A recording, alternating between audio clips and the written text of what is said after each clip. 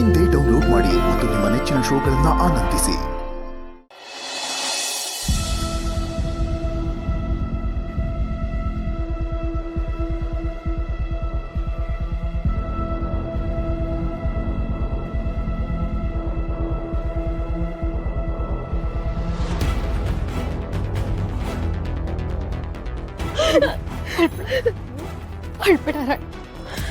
ಅಳ್ಬೇಡ, ಇವಕ್ಕೆ ಬಂದಿದ್ದೀನಲ್ಲ, ಧೈರ್ಯ ತಗೋ.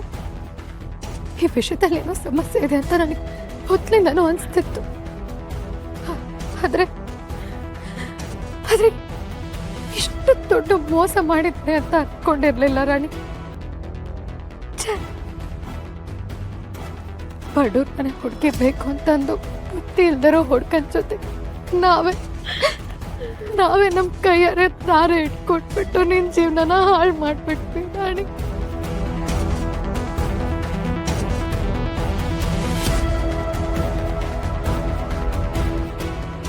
ನಿನಗೆ ಹಾಕಿರೋ ಅನ್ಯಾಯನ ನಾನು ಸಹಿಸಲ್ಲ ರಾಣಿ, ನಾನು ಸಹಿಸಲ್ಲ. ಅದಕ್ಕೆ ನನ್ನ ಜೀವನ ಏನಾದರೂ ಆಗಲಿ, ಆದರೆ ಯಾವ್ರಂತಿರೋ ನಿನಗೆ ಅಣ್ಣನಿಗೆ ನಂಬಿಸಿ ಮೋಸ ಮಾಡ್ಬಿಟ್ರಲ್ಲ. ಅದಕ್ಕೆ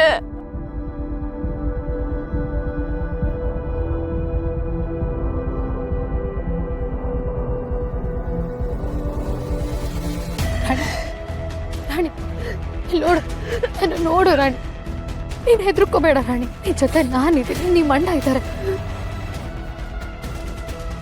ನಮ್ಸಿ ಕುತ್ಕೆ ಕೊಯ್ದವ್ರ ಗತಿನ ನಿಮ್ಮ ಅಣ್ಣನೇ ನೋಡ್ಕೋತಾರೆ. ಈಗಲೇ ಹೋಗಿ ನಿಮ್ಮ ಅಣ್ಣಂಗೆ ವಿಷಯ ಮುಟ್ಟಿಸ್ತೀನಿ. ಮುಂದೆ 10 ಜನ್ಮಕ್ಕಾಗೋಷ್ಟು ಬುದ್ಧಿನ ನಿಮ್ಮ ಅಣ್ಣ ಒಂದೇ ದಿನದಲ್ಲಿ ಕಲಿಸ್ತಾನೆ. ನೀನು ಹೆದರ್ಬೇಡ ರಾಣಿ, ಹೆದರ್ಬೇಡ. ಜೊತೆ ನಾವಿದ್ದೀವಿ. ಬಾ, ಈಗಲೇ ಹೋಗಿ ನಿಮ್ಮ ಅಣ್ಣಂಗೆ ವಿಷಯ ಹೇಳೋಣ. ಬಾ.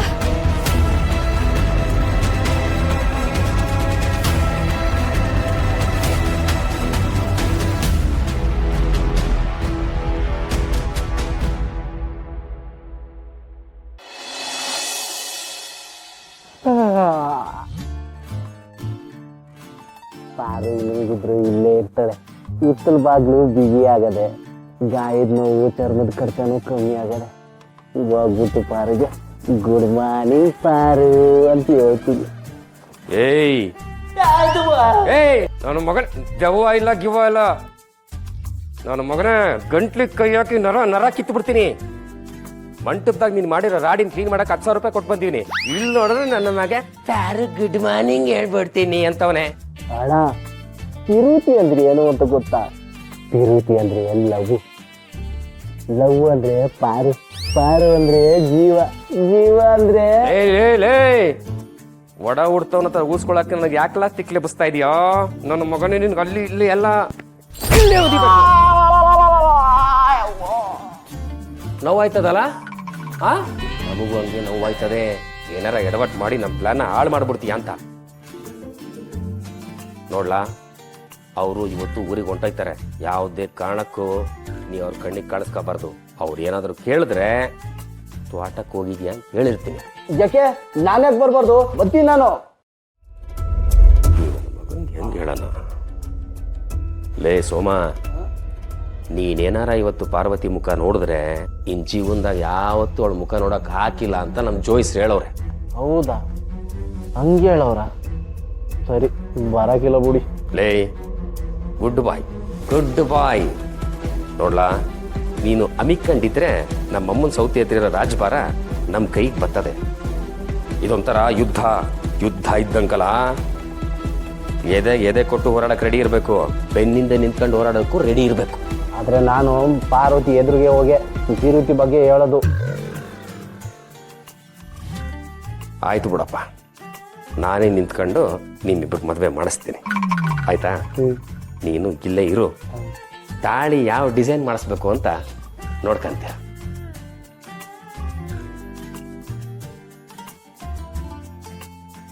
ಪಾರು, ನೀ ನನ್ನ ಪ್ರೀತಿ ಬೇರು. ಮದುವೆ ಆದಕ್ಕೆ ನಮ್ಮ ಸಂಸಾರ ಜೋರು.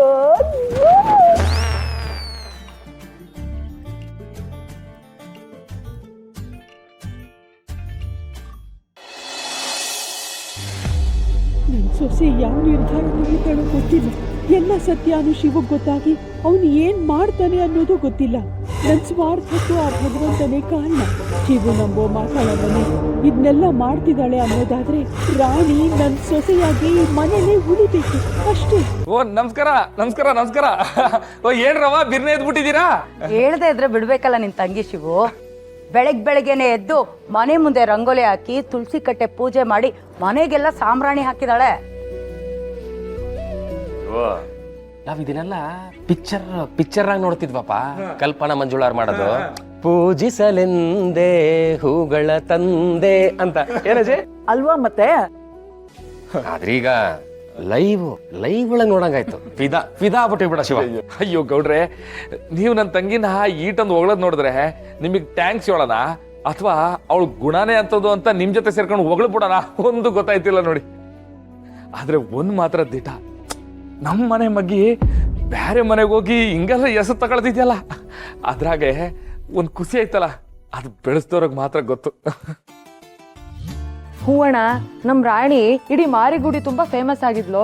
ಆದ್ರೆ ಇವಾಗ ನಮ್ ಮನೆ ಮಾಸ್ತಿ ಕೊಪ್ಪಲಲ್ಲೂ ಫುಲ್ ಫೇಮಸ್ ಆಗುತ್ತೆ. ನಾನು ಏನಾರು ಬೇರೆ ಊರಿಗೆ ಹೋಗಿದ್ರೆ ಚೆನ್ನಾಗೇ ಹೆಸರು ಮಾಡ್ತಾ ಇದ್ನಪ್ಪ. ಹೌದೌದು. ಈಗ ತಾಲೂಕ್ ಮಟ್ಟಕ್ಕೆ ಹೋಗಿ ಹೆಸರು ಮಾಡ್ತಾಳೆ, ಇಲ್ಲಾಂದ್ರೆ ಬಿದ್ದು ಕೆಸರು ಮಾಡ್ಕೊತಾಳೆ. ಸುಮತಿಮ್ಮ, ನನ್ನ ತಂಗಿನೋ ಪಾರು ಯಾರು ಕಾಣ್ತಿಲ್ವಲ್ಲ? ರಾಣಿ ಅಣ್ಣ, ಅದಕ್ಕೆ ಮತ್ತೆ ರಾಣಿ ಅಕ್ಕ ಹೊರಗಡೆ ಮಾತಾಡ್ತಿದ್ದಾರೆ.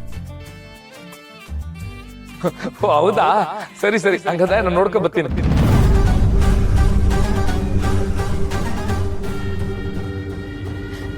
ರಾಣಿ, ಹೆದರ್ಕೋಬೇಡ ರಾಣಿ. ನಿನ್ನ ಜೀವನಕ್ಕೆ ಏನೂ ತೊಂದರೆ ಆಗಲ್ಲ, ಏನೂ ತೊಂದರೆ ಆಗಲ್ಲ. ನಾನು ಅರೆ ನಿಮ್ಮ ಅದಕ್ಕೆ ಆಗಲ್ಲ, ನಿನ್ನ ತಾಯಿ ಸ್ಥಾನದಲ್ಲಿ ಹೇಳ್ತಿದ್ದೀನಿ. ನಿಮ್ಮ ಅಣ್ಣನ ಹತ್ರ ವಿಷಯ ಹೇಳಿದ್ರೆ ಎಲ್ಲ ಸರಿ ಆಗುತ್ತೆ. ಬಾ ರಾಣಿ ನನ್ನ ಜೊತೆ ಬಾ. ಅದಕ್ಕೆ ದಯವಿಟ್ಟು ಅಣ್ಣನ್ಗೆ ಹೇಳೋದ್ ಬೇಡ. ಅದಕ್ಕೆ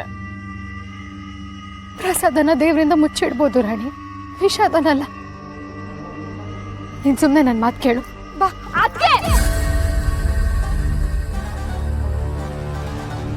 ಪಾರು